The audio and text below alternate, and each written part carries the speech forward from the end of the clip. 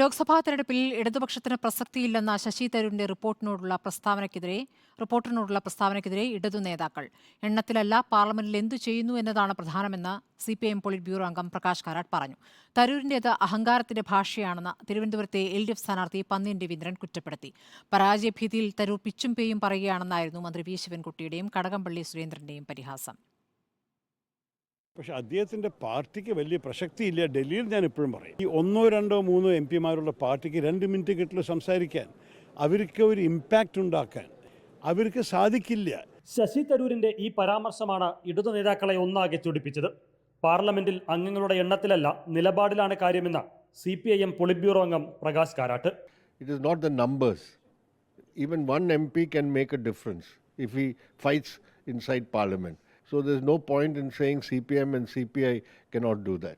ശശി തരൂർ എന്ന പ്രമാണി ജനങ്ങളെയാണ് വെല്ലുവിളിക്കുന്നതെന്ന് തിരുവനന്തപുരത്തെ LDF സ്ഥാനാർത്ഥി പന്ന്യൻ രവീന്ദ്രൻ.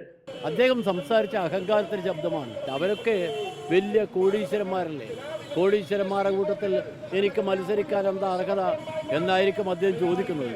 പരാജയഭീതിയിൽ ശശി തരൂർ എന്തൊക്കെയോ വിളിച്ചു പറയുന്നുവെന്ന് സംസ്ഥാനത്തെ CPIM നേതാക്കളും കുറ്റപ്പെടുത്തി. അഭിവാദ്യങ്ങൾ വിളിക്കുന്നതിന് പകരം വിളിയോടുകൂടി സ്വീകരണം കിട്ടിയ ഏക സ്ഥാനാർത്ഥി എന്ന് പറയുന്നത് ശശി തരൂർ മാത്രമാണ്. അദ്ദേഹത്തിന് പ്രവർത്തിക്കപ്പോൾ പ്രവർത്തകരില്ലാത്ത സാഹചര്യമാണ് നിൽക്കുന്നത്.